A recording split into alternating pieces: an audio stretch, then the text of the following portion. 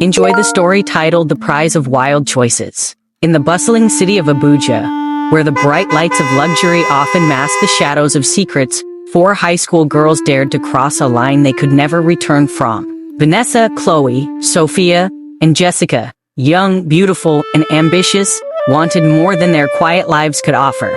But in their search for glamour, they stumbled into a dangerous world of parties, power, and promises that would cost them more than they ever imagined. What began as harmless fun, sneaking out to lavish clubs, and mingling with wealthy married men, soon spiraled into a web of lies, betrayal, and devastating consequences. A single mistake would unravel their lives, exposing secrets that could destroy families, reputations, and futures. But beneath the glitter and temptation lay a darker truth, one that no amount of money could erase. When the scandal broke, the ripple effects would reach every corner of their world, leaving destruction in its wake. Some would fight to redeem themselves. Others wouldn't live to see the end. This is the story of choices made in the name of desire, the price paid for recklessness, and the haunting question, how far would you go to get everything you ever wanted? The price of wild choices. The sun rose over Abuja, casting its golden light on the sprawling grounds of Starlight High School, a prestigious school known for shaping young minds. The school compound buzzed with activity as students in crisp blue and white uniforms filed in. Among them were Jessica and her clique, Vanessa, Chloe, and Sophia.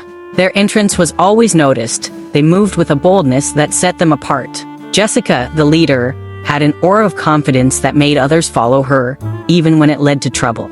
Vanessa, the most persuasive, thrived on rebellion. Chloe, quiet but impressionable, found herself drawn to their charm despite her reservations. Sophia, the youngest, was desperate to fit in, often ignoring the nagging voice in her head that told her she was out of her depth. Behind the school, the girls gathered in their usual hiding spot, away from the prying eyes of teachers. Jessica lit a cigarette, the flicker of the lighter reflecting in her determined eyes. "Ladies," she said, exhaling smoke, "tonight is going to be legendary. Mr. Williams invited us to a new party. He says it's at his private club this time." Vanessa's eyes sparkled with excitement. "That man knows how to throw a party. I hope his friends are just as generous." Chloe hesitated, fidgeting with her bracelet. "But we have Mrs. Ikechukwu's test tomorrow." "I don't think," Vanessa interrupted her, rolling her eyes. "Oh, please, Chloe. You've been saying I don't think for weeks now. Stop worrying and start living."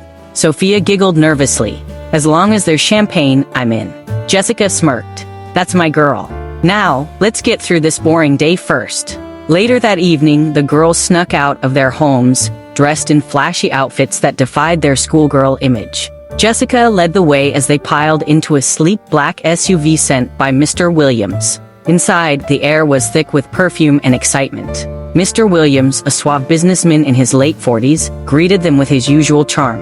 "Ladies, you look stunning tonight," he said, handing each of them a glass of champagne. Vanessa leaned closer to him, her laughter ringing out as she teased him about his taste in music. Sophia, wide-eyed, took it all in, feeling like she was living a dream. Chloe, however, stared out the window, her unease growing. At the club, the music pulsed through the air as Abuja's elite mingled in the dimly lit space. The girls quickly became the center of attention. Jessica, ever the charmer, danced confidently, drawing the eyes of everyone in the room.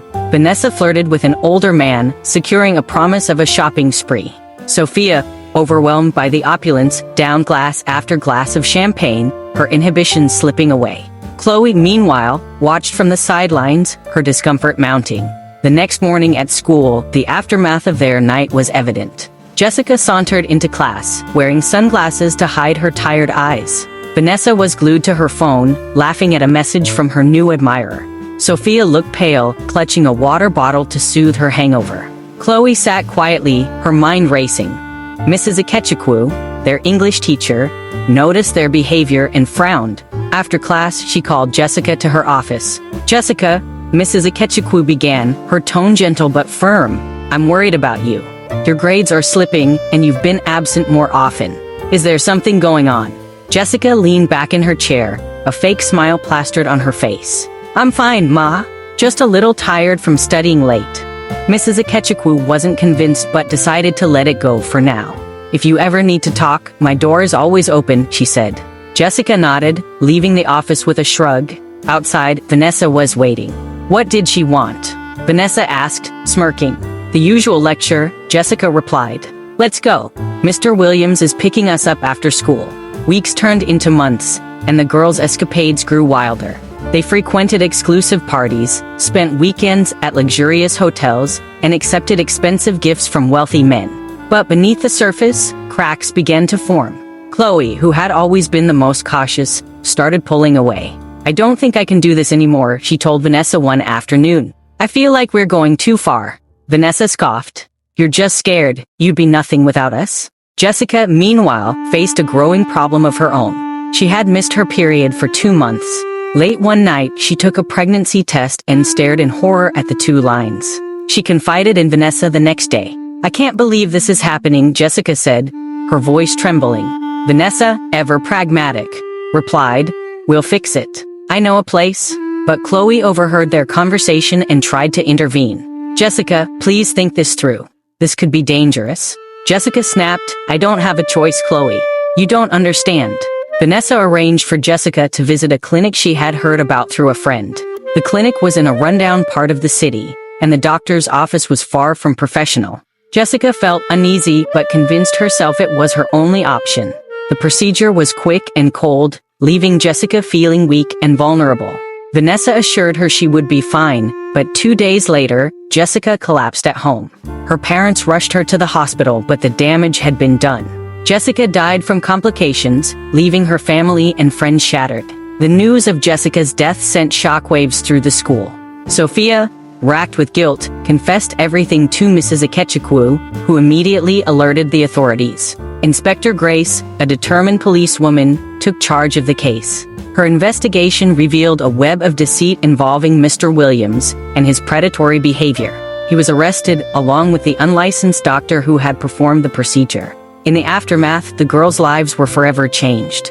Vanessa, facing expulsion, broke down during a counseling session. I thought I was helping her, she sobbed. Chloe, though spared from punishment, struggled with the weight of what had happened. Sophia, determined to honor Jessica's memory, became an advocate for young girls, speaking out about the dangers of peer pressure and reckless decisions. Mrs. Ikechukwu organized a seminar at the school, inviting experts like Dr. Mark to educate students about making better choices. Your future is in your hands, he said. Don't let temporary thrills destroy permanent opportunities. As the seminar ended, the students left with a newfound understanding of the consequences of their actions. The sun set over Abuja, casting a warm glow over the city.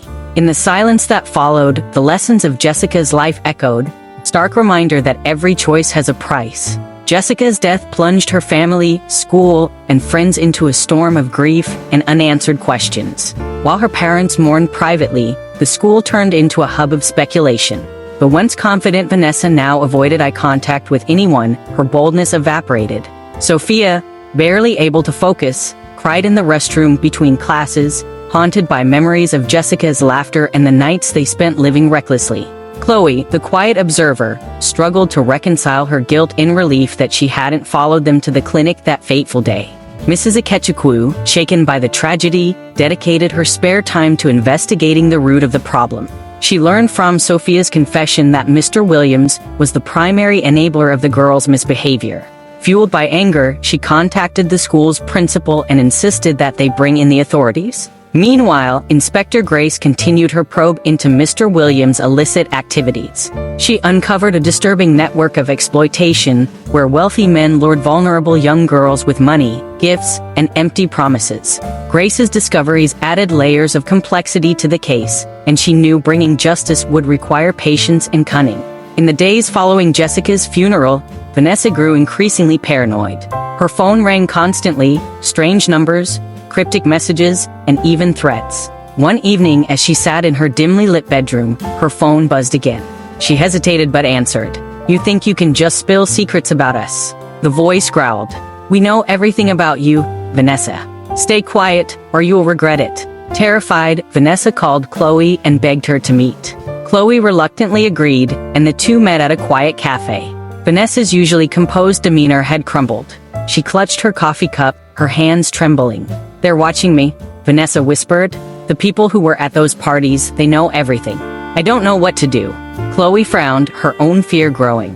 We need to go to the police. Inspector Grace is already working on the case. She'll protect us? Vanessa shook her head. You don't understand, Chloe. These people have power. They can make people disappear. Chloe's mind raced. She thought about Jessica, lying pale and lifeless in that hospital bed, and felt a surge of detonation. We can't let them get away with this, she said firmly. Vanessa reluctantly agreed, and the two made their way to the police station. Inspector Grace listened carefully as they recounted everything they knew, from the parties to Mr. Williams' manipulation and the threats Vanessa had received. This is bigger than I thought, Grace said, leaning back in her chair. But you've done the right thing by coming to me. I'll make sure you're protected. The investigation intensified, with Grace uncovering even more chilling details. Mr. Williams wasn't just exploiting girls, he was part of a larger network involving prominent figures in Abuja's elite circles. The case gained national attention and the media dubbed it the Starlight Scandal. As pressure mounted, Vanessa and Chloe began to fear for their safety. They were moved to a safe house, where they were guarded around the clock. Sophia, too, was brought in after receiving a threatening letter at school.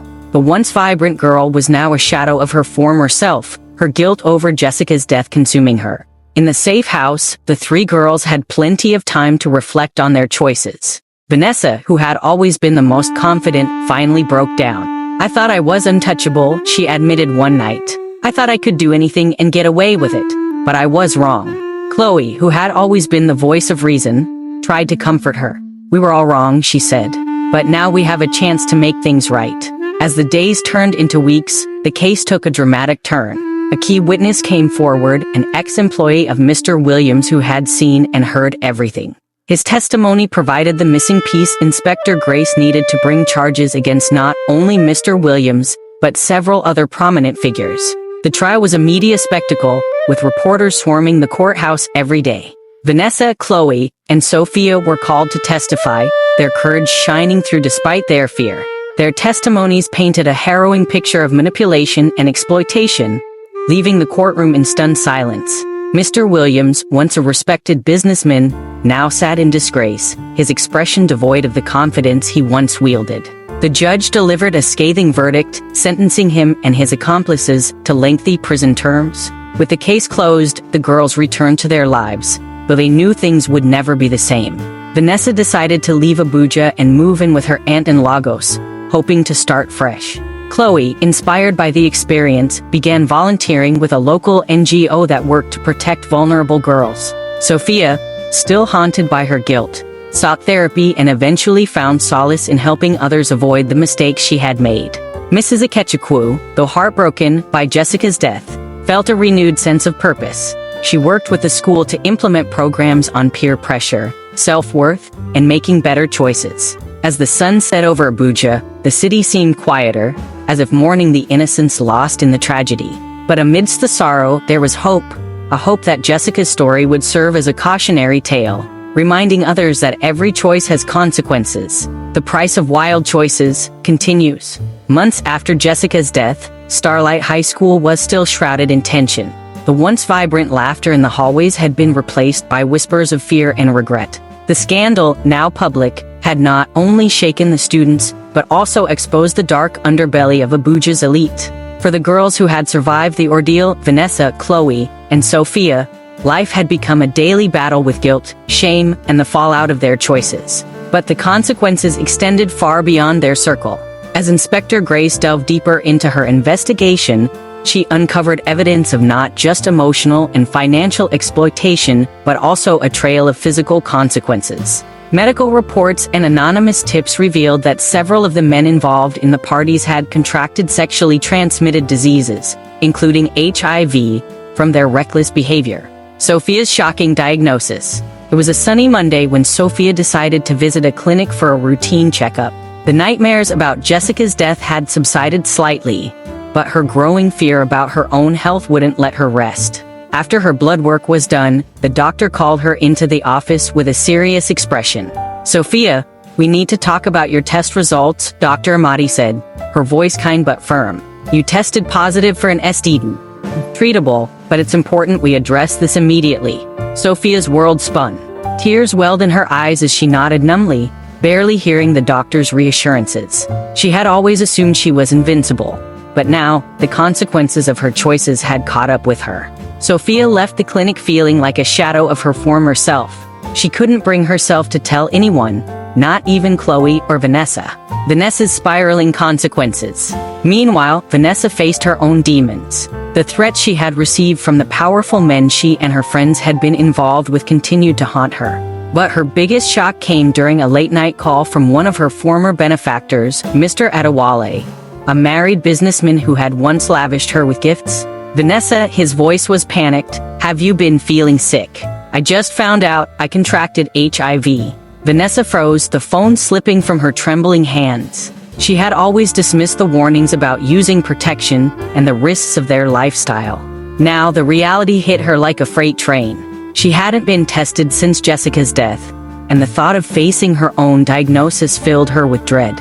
Desperate, Vanessa finally confided in Chloe, who convinced her to get tested. At the clinic, Vanessa sat in the waiting room, her hands cold and clammy. When the doctor returned with her results, her fears were confirmed. She too had contracted HIV. Chloe's crusade. Unlike her friends, Chloe had always been cautious. She had avoided the physical relationships that had ensnared the others. But the emotional scars still weighed heavily on her.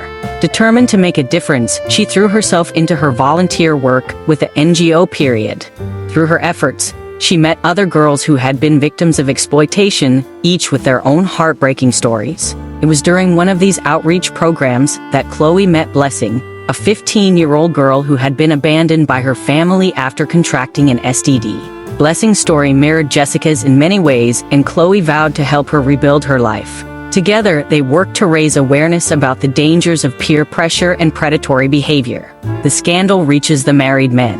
As the investigation continued, the names of the married men involved in the scandal were leaked to the media. Among them were prominent businessmen, politicians, and even a respected religious leader. The revelations sent shockwaves through Abuja's elite circles, leading to public outrage and widespread condemnation. One of the most notable cases was that of Mr. Adewale, whose wife, Funmi, had long suspected his infidelity, but never had proof. When his name appeared in the headlines, Funmi confronted him in a dramatic showdown that ended with her filing for divorce. "You brought shame to this family," Funmi spat, tears streaming down her face. "And now, you've endangered my life. How could you be so reckless?" Adewale's attempts to apologize fell on deaf ears. His once pristine reputation was destroyed, his business suffered massive losses, and his children refused to speak to him. He became a pariah, a cautionary tale for others in his social circle. Other men faced similar fates. One politician resigned in disgrace, while another fled the country to avoid the backlash. The scandal even led to new legislation aimed at protecting minors and punishing predators. Sophia's redemption. Sophia's diagnosis forced her to confront her choices head-on. With the help of a support group, she began the long journey of accepting her reality and using her story to warn others. She reached out to Vanessa, urging her to join the group, but Vanessa, consumed by shame, refused. "I can't face them," Vanessa said during a tense phone call. "I can't even face myself." "You have to," Sophia pleaded. "We owe it to Jessica. We owe it to every girl who might end up like us." Eventually, Vanessa agreed, and the two began attending meetings together. Over time, they found strength in their shared experiences and resolved to turn their pain into purpose. The ripple effect. The scandal had far-reaching consequences. Parents across Abuja became more vigilant, schools implemented stricter rules, and social media campaigns highlighted the importance of safe spaces for young girls. Inspector Grace, hailed as a hero for her work on the case, continued to advocate for systemic change, focusing on holding powerful individuals accountable. For Chloe, Vanessa, and Sophia, the road to healing was long and difficult. But they found solace in each other and in the knowledge that their story had sparked a movement. As they stood together at a memorial event for Jessica, they pledged to honor her memory by living with integrity and purpose. "We can't change the past," Chloe said, her voice steady. "But we can make sure it doesn't happen again." The sun set over Abuja that evening, casting a warm glow over the city. In the quiet, there was a sense of hope, a belief that even in the darkest moments, redemption was possible.